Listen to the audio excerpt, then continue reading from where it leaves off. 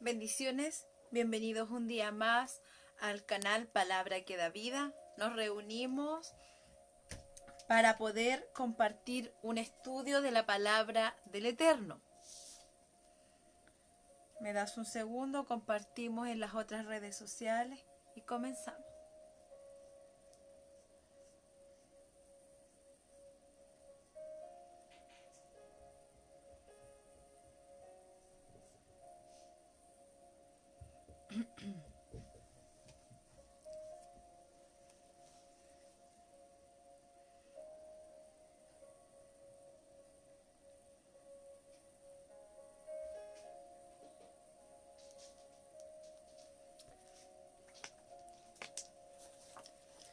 Comenzamos.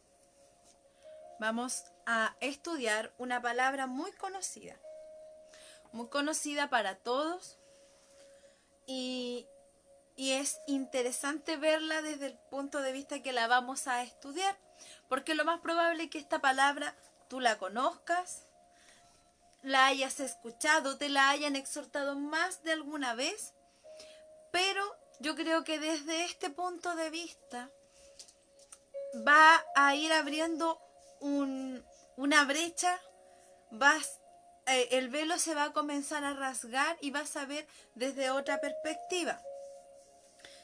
Para nadie que ve este canal es desconocido que yo estudio en base a las raíces hebreas. Yo no soy judaizante, no soy... hay unos que se denominan mesiánicos. No, yo estudio la palabra conforme a lo que el Eterno escribió, entendiendo también que es de suma importancia que nosotros conozcamos el carácter y la historia del pueblo de Israel para poder entender y comprender cómo ocurrieron los hechos, porque tú no puedes hablar de algo que no sabes bajo qué contexto se ocurrió se suscitó la circunstancia o el hecho. Tú debes entender cómo era el pueblo de Israel y cómo era su cultura para entender las leyes que Dios le dio, para entender las cosas que sucedían. Esta escritura que vamos a hablar hoy, dame un segundo, estoy sin micrófono, dame un segundo.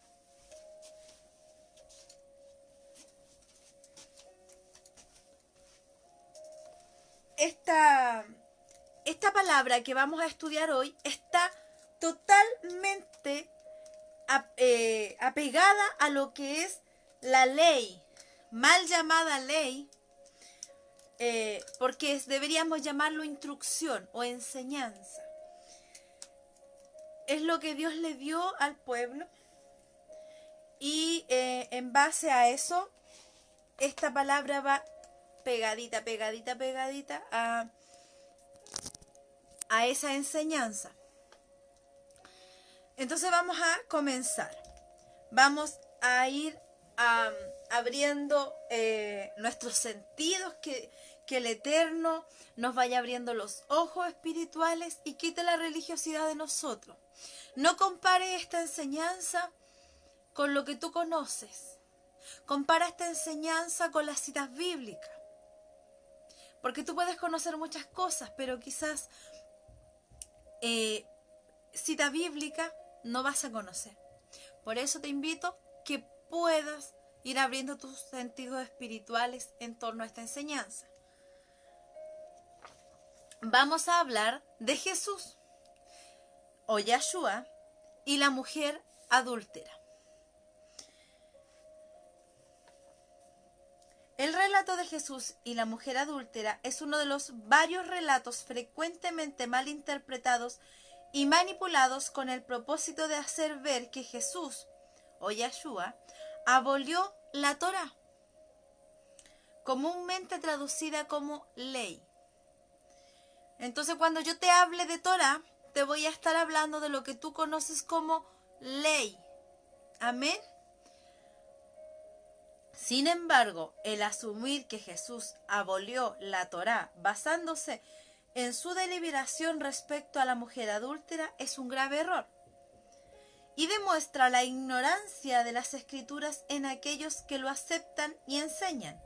Veremos que, sin lugar a duda, más que abolir la Torá, Jesús confirmó la correcta interpretación y aplicación de la misma. Vamos a ver que él en este hecho, en este relato, no demuestra que está aboliendo, que está derrocando la ley o la Torá, sino que demuestra que la está cumpliendo a cabalidad.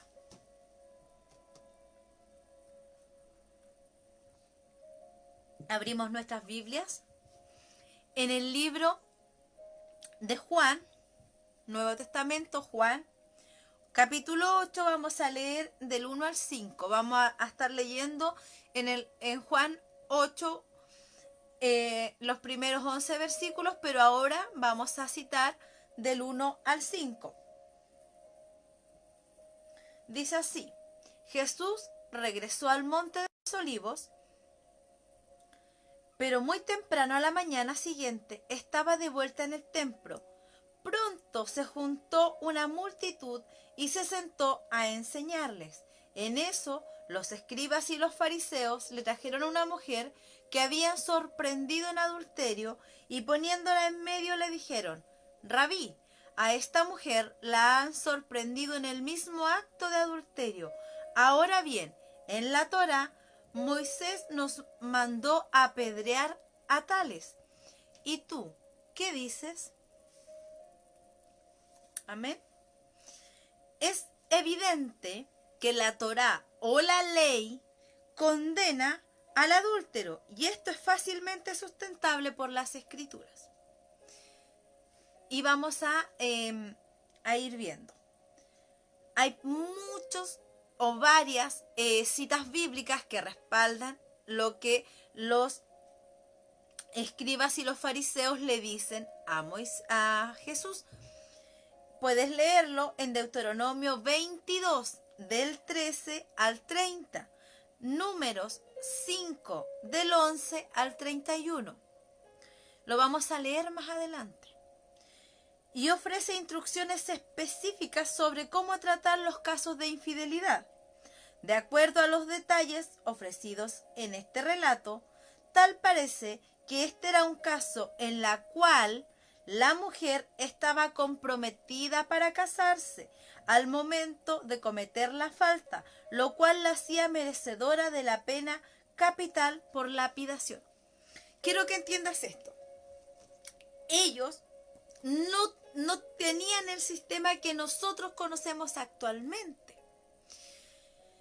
Nosotros acá vemos que los chicos se colocan o se hacen novios y ellos tienen un noviazgo, se frecuentan, se visitan, tienen actividades en común, llega el tiempo y se casan y se van a vivir juntos. La costumbre en el pueblo de Israel no era esa. El varón que se iba a casar con una mujer iba a la casa de los padres de la mujer. Ella debía ser virgen, debía estar pura y quedaban, era como novios o estaba en compromiso y él se iba. Era alrededor de un año el tiempo entre que él iba a hablar con los papás de la niña o de la joven hasta que ellos se casaban. En ese tiempo él debía tener trabajo y construir una casa para poder llevarse a su mujer a vivir con él. Y después de eso la desposaba, la tomaba por su mujer.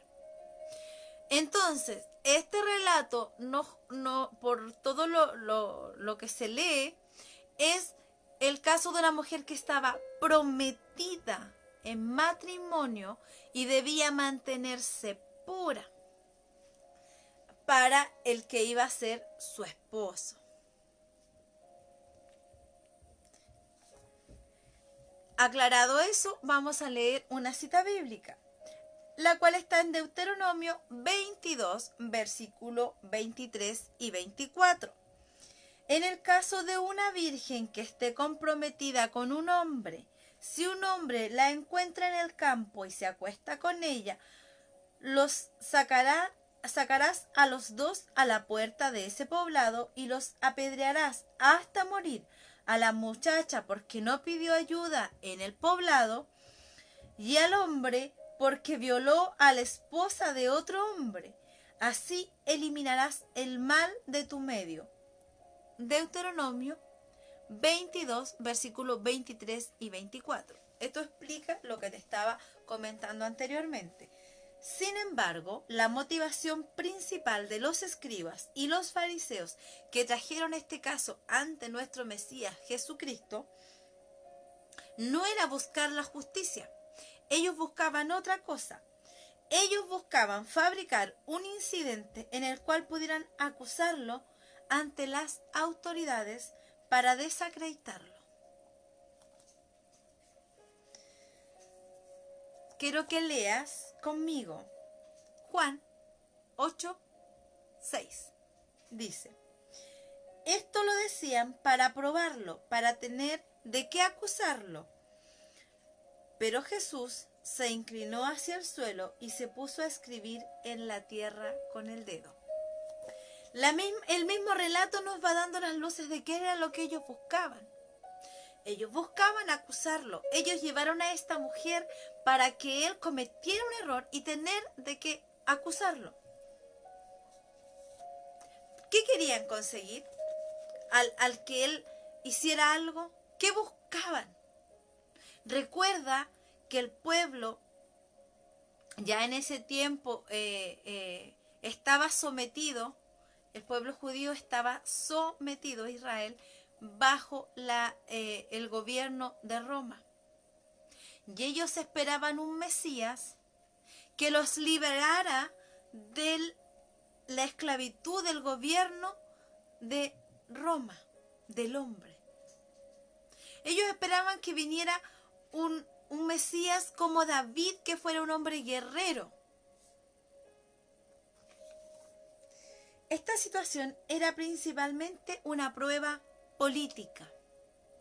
Para entender esto debemos tener en claro que tras la invasión del Imperio Romano, los judíos perdieron el poder de aplicar la pena de muerte a las personas que así lo merecían, de acuerdo con la Torá.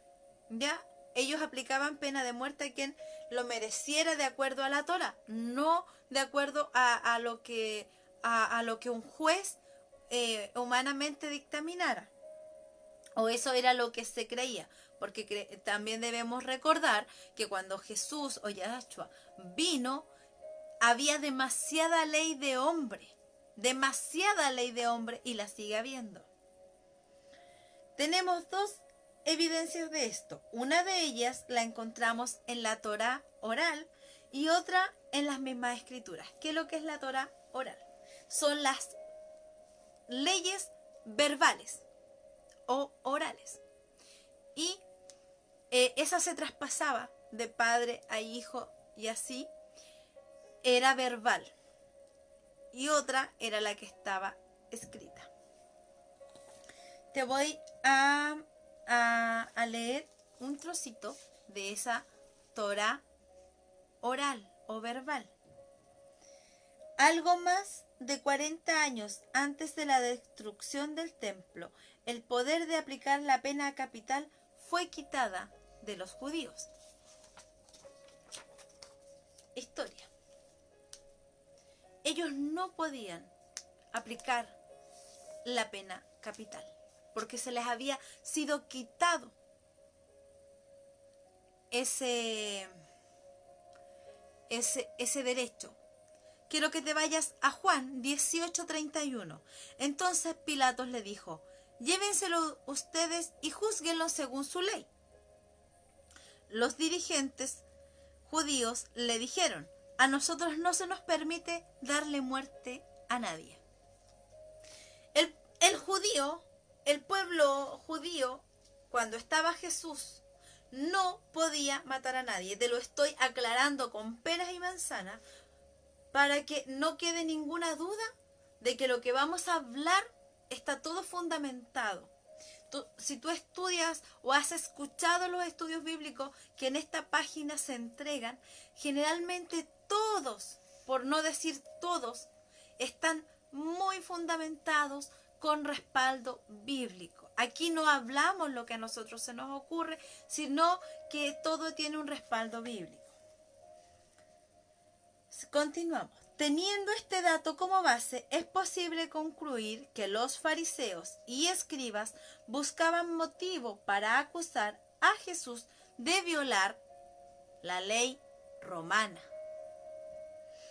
Si Jesús afirmaba que la mujer merecía la pena de muerte, entonces podía ser acusado ante las autoridades romanas de insubordinación, ya que los judíos habían perdido el derecho a aplicar la pena de muerte. Ese privilegio estaba reservado para las autoridades romanas.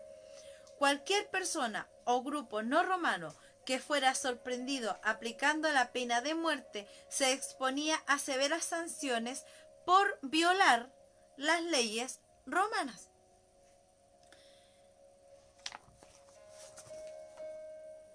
Continuamos.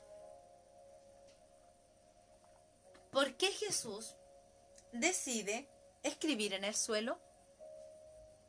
La realidad es que el relato no nos da una explicación clara sobre este tema.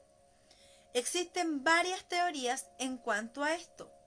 Pudiera ser que el hecho de escribir en tierra fuera una referencia directa a la maldición pronunciada por los sacerdotes cuando un hombre acusaba a una mujer de ser infiel.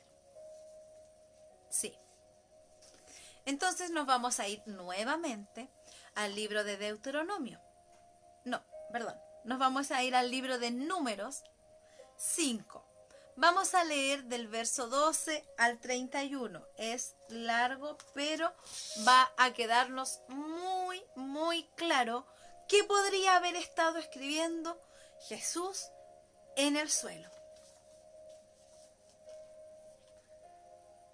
Da al pueblo de Israel las siguientes instrucciones. Supongamos que la esposa de un hombre se descarría y le es infiel a su marido, y tiene relaciones sexuales con otro hombre sin que lo sepa su esposo ni nadie más. Ella se contaminó aunque no hubo testigos y no fue sorprendida en el acto. Si su esposo siente celos y sospecha de ella y necesita saber si ella se ha contaminado o no, el esposo debe llevarla al sacerdote. También presentará por ella una ofrenda de 2 kilos de harina de cebada. No debe mezclarse con aceite de oliva ni incienso, porque se trata de una ofrenda de celos para demostrar si ella es o no culpable. Entonces el sacerdote la presentará delante del Señor para que sea juzgada. Pondrá un poco de agua santa en un recipiente de barro y mezclará polvo que tomó del piso del tabernáculo. Una vez que el sacerdote haya presentado a la mujer delante del Señor, le desatará el cabello y colocará en las manos de ella la ofrenda de prueba, es decir, la ofrenda de celos, para discernir si las sospechas de su esposo son justificadas. El sacerdote se pondrá frente a ella y sostendrá el recipiente de agua amarga que trae una maldición para quienes son culpables. Enseguida el sacerdote pondrá a la mujer bajo juramento y dirá: si ningún otro hombre ha tenido relaciones sexuales conmigo y no te has descarriado ni te has contaminado mientras has estado bajo la autoridad de tu esposo, que seas inmune a los efectos de esta agua amarga que trae la maldición. Pero si te has descarriado siendo infiel a tu marido y te has contaminado teniendo relaciones sexuales con otro hombre, en este caso el sacerdote pondrá a la mujer bajo juramento al decir que el pueblo sepa que la maldición del Señor cayó sobre ti cuando Él te haga estéril a causa que tu útero se encoja y tu abdomen se hinche. Ahora, que esta agua que trae la maldición entre en tu cuerpo y cause que tu abdomen se hinche y tu útero se encoja. A la mujer se le exigirá decir sí, que así sea. Entonces el sacerdote escribirá estas maldiciones en un trozo de cuero y luego las lavará para que caigan dentro del agua amarga. Hará que la mujer beba el agua amarga que trae la maldición cuando el agua entre en su cuerpo. Es culpable, le causará un sufrimiento amargo. Después el sacerdote tomará la ofrenda de celos de la mano de la mujer y la alzará ante el Señor y la llevará al altar. Tomará un puñado de harina como porción simbólica, la quemará en el altar y le exigirá a la mujer que beba el agua. Si ella se ha contaminado siendo infiel a su marido, el agua que trae la maldición le producirá un sufrimiento amargo. Su abdomen se hinchará y su útero se encogerá y su nombre se volverá una maldición entre el pueblo. Pero si ella no se ha contaminado y es pura, entonces saldrá ilesa y todavía podrá tener hijos. Esta es la ley ritual para lidiar con los celos. Si una mujer se descarría y se contamina mientras está bajo la autoridad de su marido, o si un hombre siente celos y sospecha que su esposa le fue infiel, el marido debe presentar a su esposa delante del Señor y el sacerdote aplicará esta ley. El marido será inocente de toda culpa en este caso, pero su esposa será responsable por su propio pecado. Amén. Esto está en Números. Como parte de este ritual, la mujer era obligada a beber esta mezcla hecha de agua consagrada y tierra del tabernáculo. Dice que esta tierra era una tierra morada. Y esto era amargo. Si ella no había cometido ninguna falta, mira, el sacerdote tomaba un pedazo de cuero en el cual escribía las maldiciones. Y ese pedazo de cuero lo lavaba en esas aguas y de esa agua la debía tomar la mujer. Si la mujer no había cometido falta, nada sucedería en su cuerpo. Si ella había cometido falta, su abdomen se hincharía y su útero se encogería, entonces ella no podría tener hijos y sería el estómago inflamado, sería la prueba visible de su falta, entonces sería ella apedreada. ¿Ya? Por otro lado, el escribir en tierra pudiera ser una referencia a lo dicho por el profeta Jeremías, lo cual da a pensar que Jesús estaba escribiendo los nombres de estas personas que llegaron ahí, de los escribas y fariseos, en la tierra, símbolo de que sus nombres serían olvidados y borrados en el reino venidero. Te invito a buscar Jeremías 17. Jeremías 17. 13. 17:13. Oh Señor, esperanza de Israel. Serán avergonzados todos los que se alejan de ti. Serán enterrados en el polvo de la tierra, porque han abandonado al Señor, la fuente de agua viva. En cualquiera de los dos casos, que Jesús estuviera escribiendo las maldiciones en tierra, como no tenía un trozo de cuero, las maldiciones en tierra, o estuviera escribiendo los nombres de las personas que llevaron a la mujer delante de él,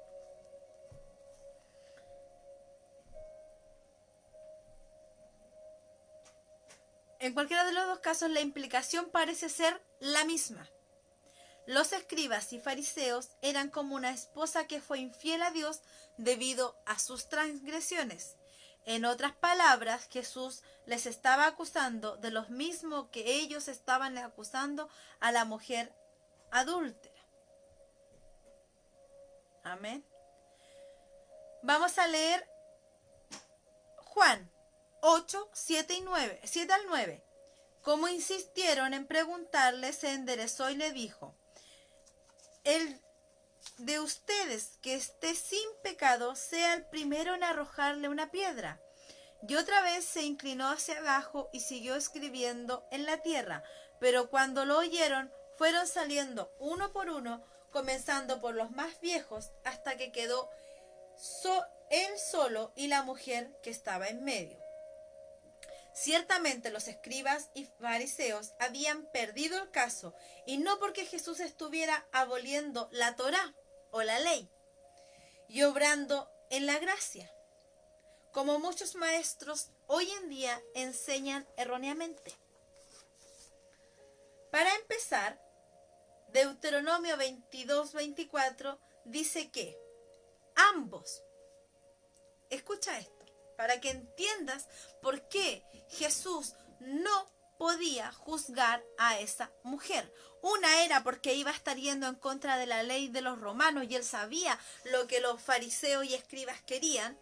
Y lo otro es porque él conocía las escrituras. Ambos, la mujer y el hombre que cometieron la falta, deben ser apedreados. El hombre y la mujer debían ser apedreados.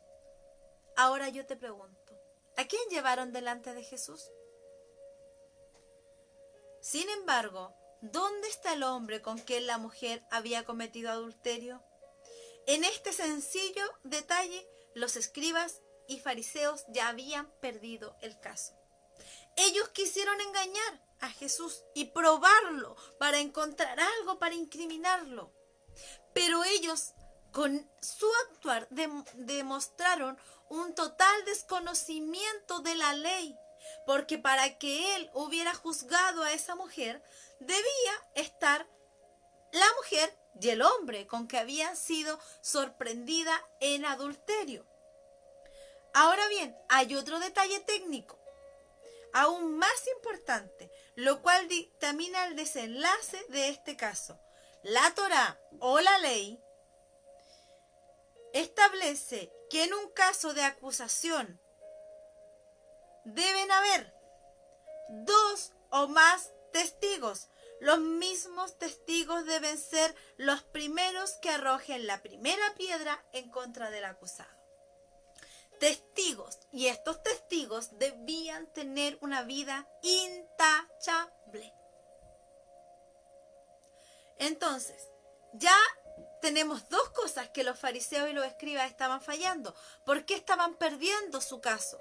Una, porque solo llevaron a la mujer, no llevaron al varón con que había sido sorprendida en adulterio. 2, porque no tenían los testigos que la ley exigía que debían haber. Y te invito a que leamos Deuteronomio 17, 6 y 7. A una persona se le dará muerte únicamente por el testimonio de 2 o más testigos. No se le debe dar muerte por el testimonio de un solo testigo. Que las manos de los testigos sean las primeras contra él para darle muerte, y después las manos del resto del pueblo. Así eliminarás el mal de tu medio.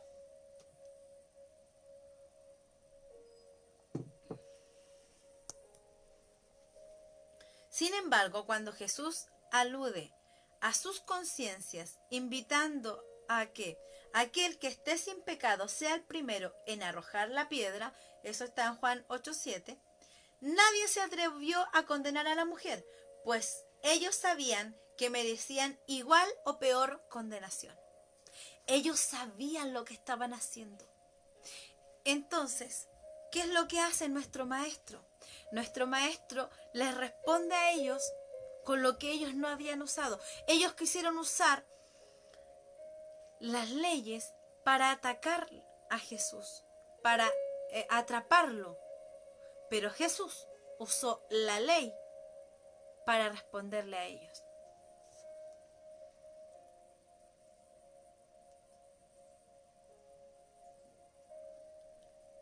Por otro lado, aunque sabemos que Jesús rechazaba muchas de las tradiciones impuestas por el hombre, en ocasiones usó alguna de estas tradiciones en contra de ellos mismos. Y voy a citar algo que no está dentro de la Biblia, pero es historia. En los rollos que se encontraron en el Mar Muerto, hay uno que dice: nadie que a sabiendas haya violado una sola palabra de los mandamientos puede ser considerado un testigo confiable en contra de su prójimo hasta tanto sea considerado nuevamente apto para regresar a la comunión plena junto a los demás. Esto es algo que tú podrías decir es lógica, hermana Viviana, esto es lógico. Si hay una persona que hoy es encontrado mintiendo, mañana lo vamos a llevar de testigo en un caso, ¿te va a dar seguridad de que lo que esté diciendo sea verdad? Eso era lo que en uno de los rollos encontrados en el Mar Muerto se dice en cuanto a lo que era la cultura de ese tiempo. Los acusadores principales, siendo escribas y fariseos, estaban bien relacionados con este principio, por lo que en sus conciencias sabían que no eran aptos para servir como testigos confiables. Por lo tanto, si los acusadores principales no se atrevían a iniciar el acto de lapidación, tirando la primera piedra, el castigo que establece la Torá no podía ser llevado a cabo, lo cual deja a los escribas y fariseos sin caso alguno en contra de la mujer. Es más, te voy a decir algo. La palabra dice que si el testigo miente, el mismo castigo que iba a ser aplicado para la otra persona debe ser aplicado a él. Por eso ellos no se atreven a lanzar esa piedra, porque ya saben que están engañando, que era una trampa, algo que ellos habían urdido. Entonces, ante Dios, ellos debían ser apedreados. Juan 8 del 10 al 11. Entonces Jesús se enderezó y le preguntó: mujer, ¿dónde están? Ninguno te ha condenado. Y ella dijo: ninguno, maestro. Entonces Jesús le dijo: yo tampoco te condeno. Ve y en adelante no peques más. Ya que no había caso contra la mujer, Jesús no la condena. De todos modos, aquellos que tenían el derecho legal de iniciar la condena se retractaron, por lo que Jesús no encuentra causa para condenarla. Sin embargo, le dice algo muy importante: vete y en adelante no peques más. La Escritura nos habla de que el pecado es la transgresión a la Torá o a la ley. Primera de Juan 3:4. Todo el que peca viola la ley de Dios, porque todo pecado va en contra de la ley de Dios. Por lo tanto, lejos de estar aboliendo la Torá o la ley, Jesús le está ofreciendo a la mujer una nueva oportunidad de rectificar su vida y comenzar a vivir de acuerdo a la Torá. En resumen, el relato de Jesús y la mujer adúltera no está evidenciando un nuevo régimen de gracia que deja sin efecto la ley. La realidad es que desde el jardín del Edén, la gracia siempre ha existido y ha continuado presente a través de la historia de Israel hasta el día de hoy, para ti y para mí. Por el contrario, en vez de abolir la ley, Jesús aplicó la misma en favor de la mujer que enfrentaba la pena de muerte.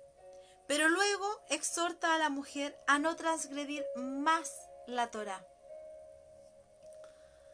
confirmando así la validez y relevancia de la misma.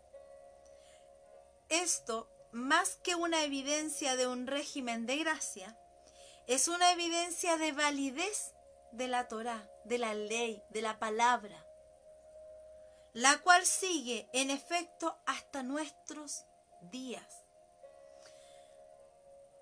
Por tal razón, estemos firmes en nuestra fe en el Mesías y en la obediencia de su palabra, no siguiendo tradiciones de hombres que contradicen la palabra de Dios, sino siguiendo el ejemplo de nuestro Mesías, nuestro Maestro Jesucristo.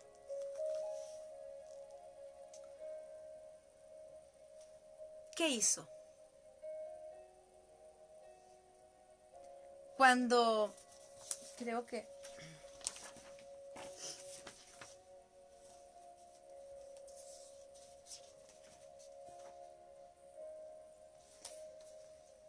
citamos en Jeremías 17:13, que dice que, oh Señor, esperanza de Israel, serán avergonzados todos los que se alejan de ti, serán enterrados en el polvo de la tierra, porque han abandonado al Señor, la fuente de agua viva. O los judíos, los escribas y fariseos, que prepararon todo este plan para hacer caer a nuestro Mesías. Pensaron que Jesús estaba escribiendo en tierra todos los nombres de ellos para que fueran borrados y desechados, como lo decía Jeremías 17:13. Y lo otro que ellos pensaron, que Jesús estaba escribiendo las maldiciones sacerdotales. ¿Y quién podría haber bebido esas aguas amargas y haber salido ileso de eso? Amado mío, amado hermano, amada hermana en Jesús,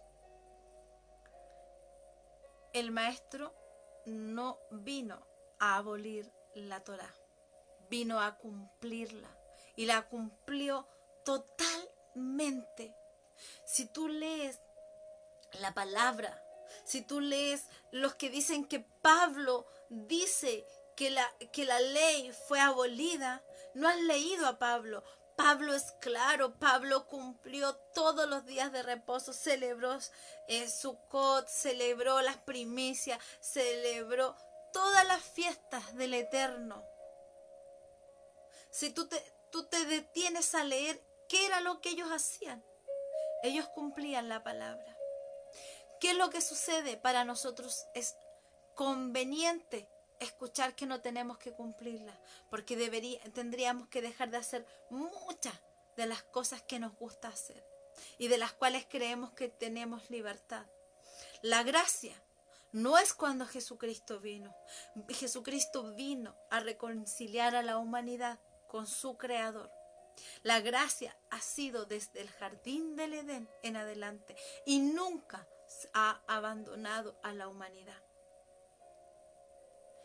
Si la gracia hubiera abandonado al hombre, Dios no le hubiera advertido y avisado a Noé para que construyera el arca. Si la gracia nos hubiera abandonado cuando Abraham aboga por Sodoma y Gomorra, Dios no le hubiera dado una oportunidad. Lo que pasa es que tú has mirado mal, o quizás te han mostrado mal, y has visto que hoy tienes una libertad, como que la ley, la Torá, la palabra, lo que se entregó en un comienzo, fuera algo tan terrible y tan desagradable. Y eso es lo que nos han mostrado. Pero ¿sabes qué? Yo te voy a leer algo.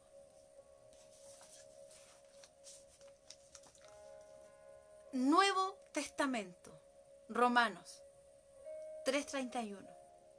Entonces, si hacemos énfasis en la fe, ¿eso significa que podemos olvidarnos de la ley? Por supuesto que no. De hecho, solo cuando tenemos fe cumplimos verdaderamente la ley. No nos olvidamos de la ley. La fe nos hace cumplir esa ley que Dios nos dejó para enseñarnos, para dirigirnos. ¿Cómo vas a saber lo que es bueno y lo que es malo si no tienes algo que te guíe? La palabra nos guía.